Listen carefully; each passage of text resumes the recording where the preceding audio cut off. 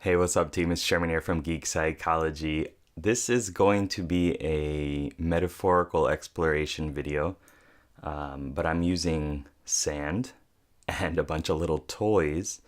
It's called sandbox therapy or sand play therapy, and it was, I guess, originally a Jungian technique, and there are some therapists and stuff that use it. I am very into metaphors and I found it interesting when I learned about it. So I bought some kinetic sand. It's like moldable. It's got some glue or something in it. And I bought a bunch of these little fake Pokemon online for super cheap. And I say fake because I'm pretty sure they're not the real ones. But they do have they have a Pikachu-esque character. Anyway, and so I bought those and I bought a couple other little toys and stuff. And I'm going to explain now one of my metaphors, and you can hear my process as well as some of the results that come from it. And hopefully you can do it yourself too if you're interested in it. You don't need all these toys and stuff. You can do it in your head too, but there's something about making it tangible that really helps. I've been doing this for a little while and kind of refining my techniques. I have a plan with all of this to make it more like a tabletop game, possibly not using sand, but using pieces and stuff, board pieces and whatnot. But it's in the process, you know. I gotta get through learning how to do it myself a lot better and learning some of the techniques. But anyway, I want to explain what this is. So I start with asking myself the context. In this case, I was listening to Personality Hackers, one of their recent podcasts about money. And so I thought I should do the context on what is money to me. And so let me explain how this works. It was all flat, and I started with this red piece. Red is feeling. So this is my dominant function, introverted feeling. I put that down there. I have these other ones that I'll explain in a bit. And then I put the money piece down. It's a 500 yen coin.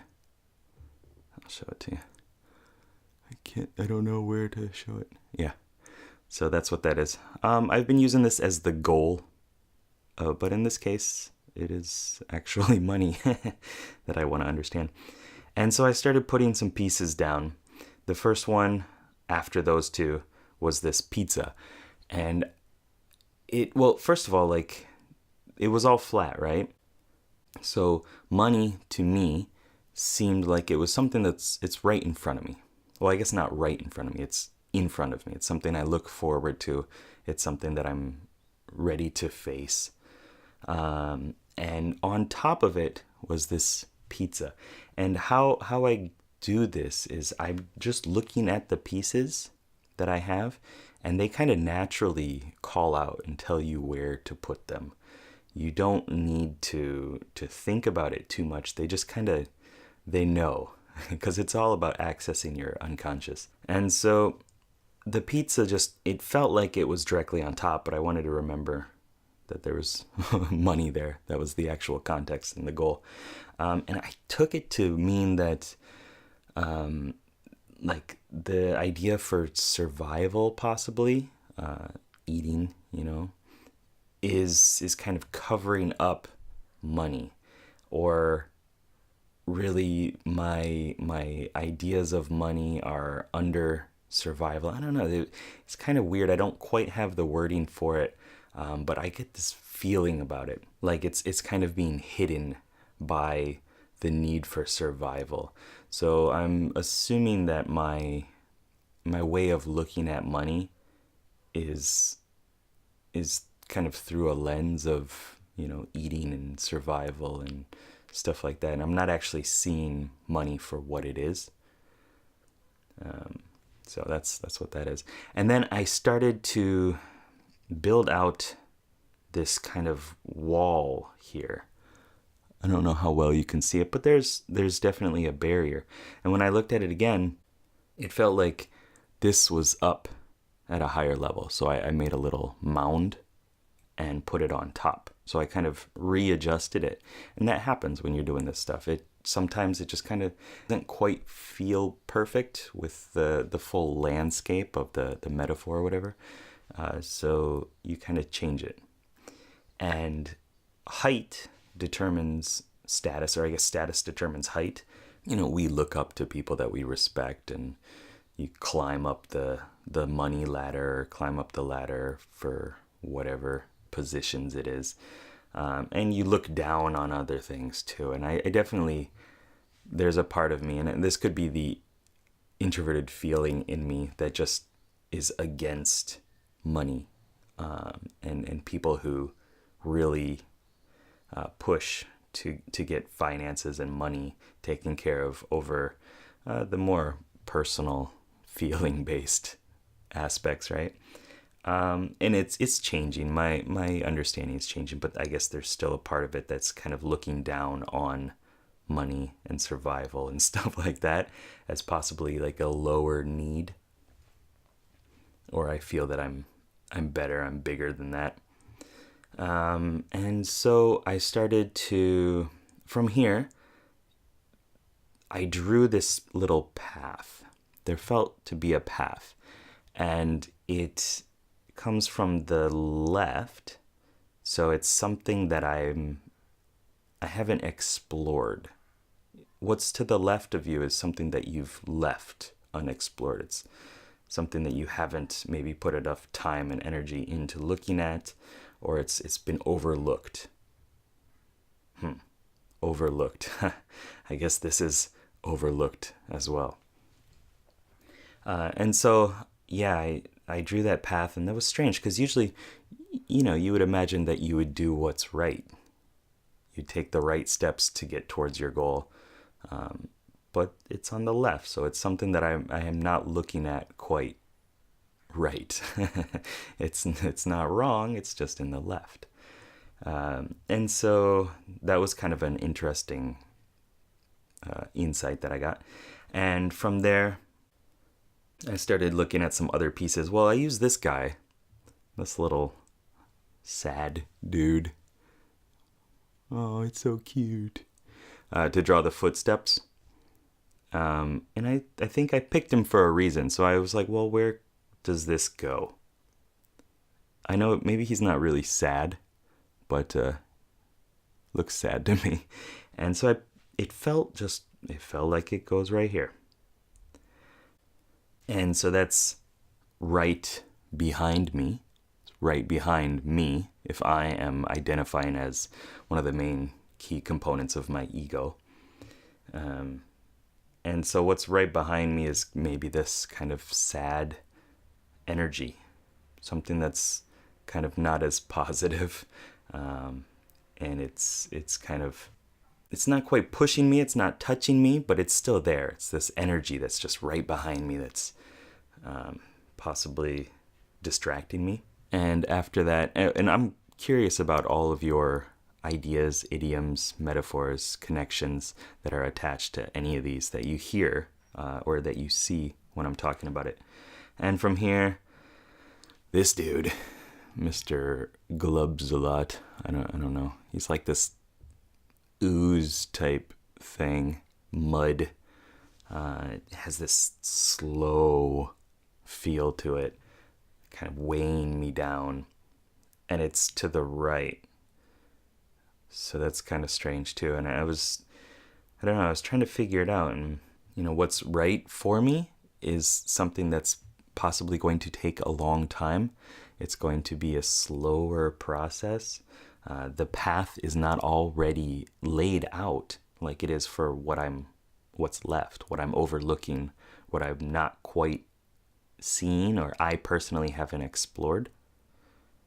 So this is probably the path of somebody else. The experts and the people that have already done this before. And it's something that I just haven't quite seen. I haven't taken that path yet. And over here is just unexplored territory. The sand is still rough. And it's going to take a long time for me to do what I gotta do to get through this. It's probably like a muck, right?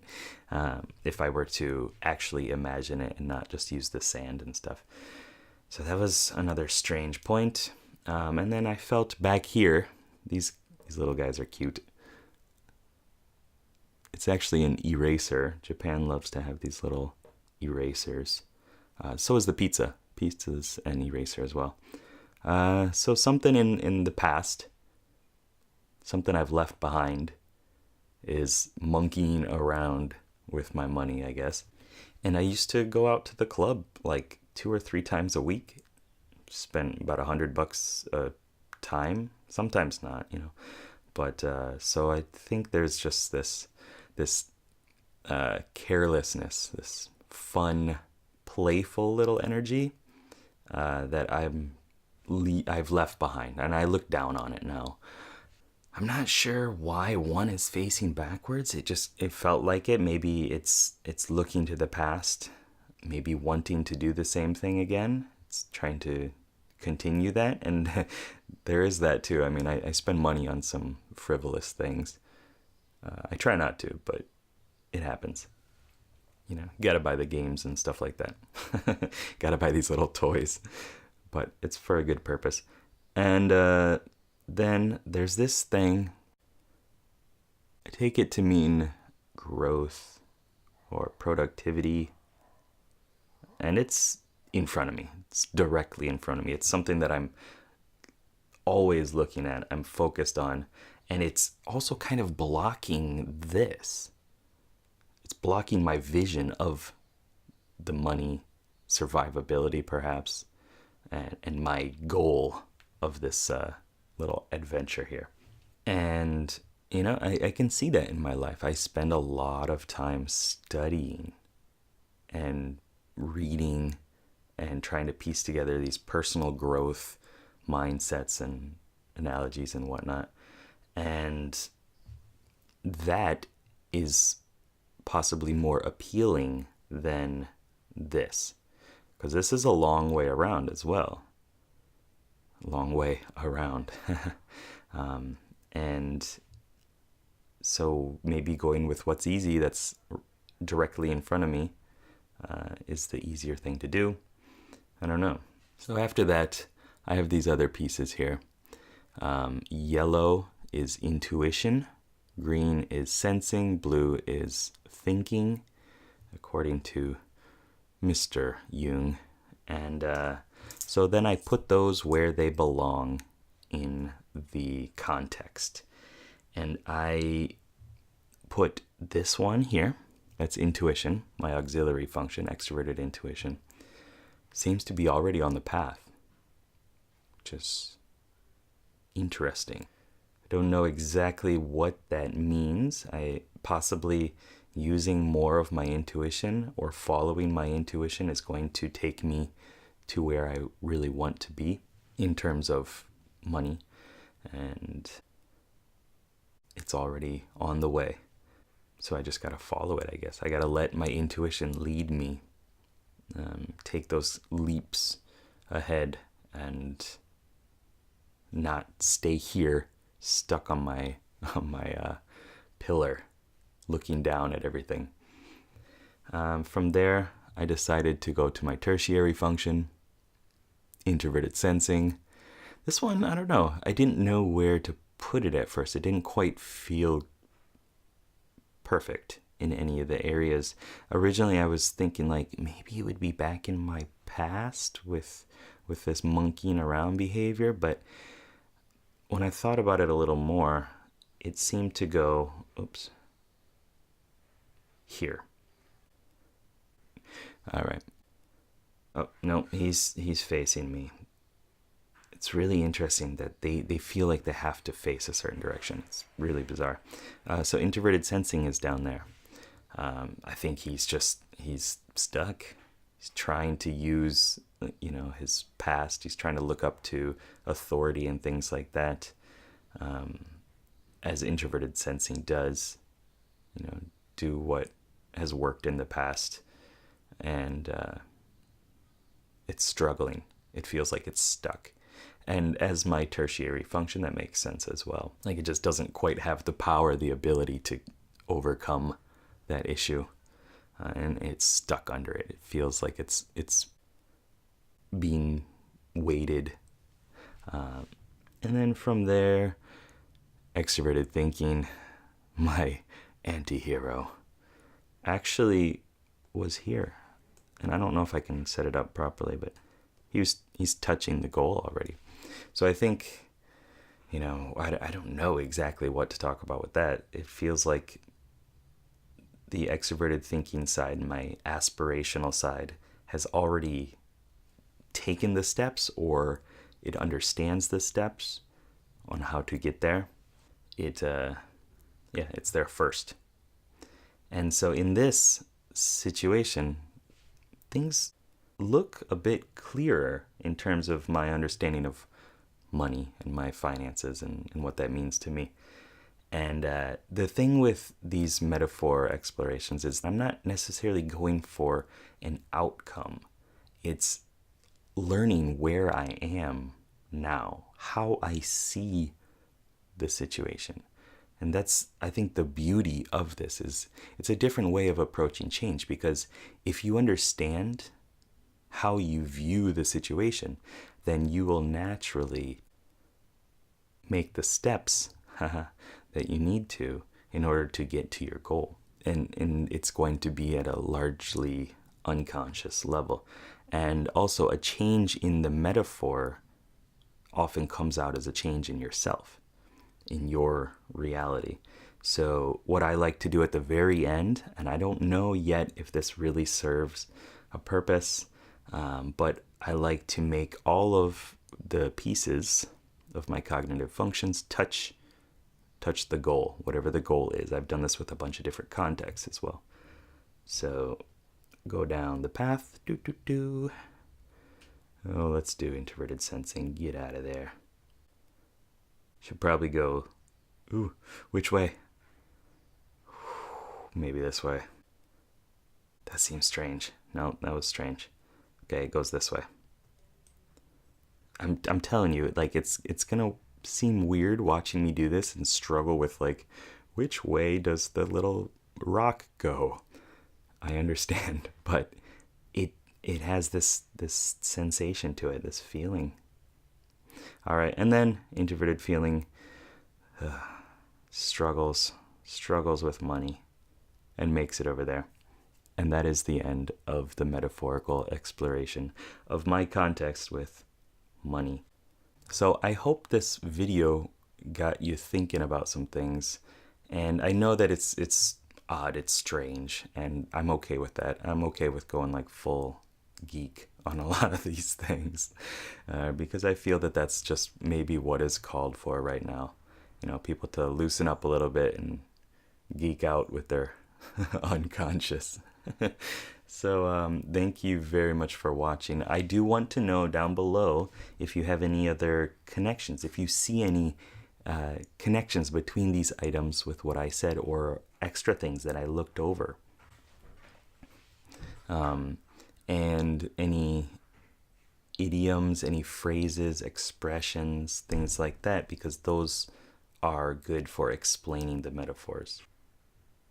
Okay, and please share any questions that you have as well, anything that I could try to explain a little bit. I would be happy to do it, because this is something that's really interesting to me, and I'm still trying to work on how to bring this into the gaming world a bit more. So let me know. Keep up the lifelong questing. Good luck, have fun. Peace.